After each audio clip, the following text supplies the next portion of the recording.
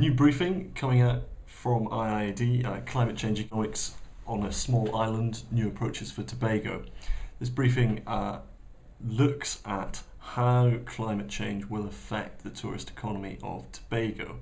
So it's looking at effects such as sea level rise removing beaches. It's also looking at the effects of warmer seas on coral reefs, and it's looking at how all these effects come together to impact upon the natural assets of Tobago and the tourist economy there, which is central to about half the island's livelihoods.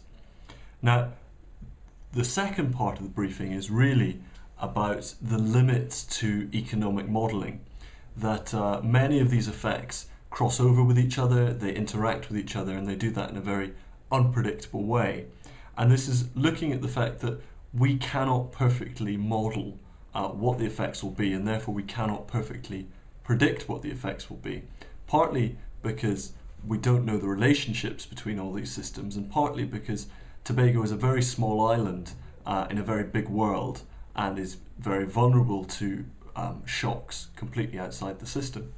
So this briefing, whilst looking to say that economic modelling is inherently flawed, is not saying that economics is wrong, but simply that we mustn't put too much stock on simply remaking economic models and trying to model them more and more.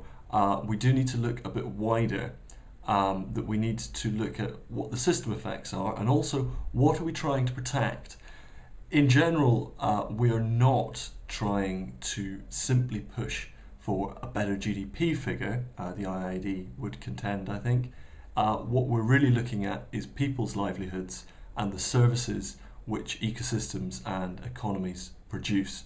And hopefully this briefing moves a little bit towards rebalancing that away from abstract economic numbers and towards people.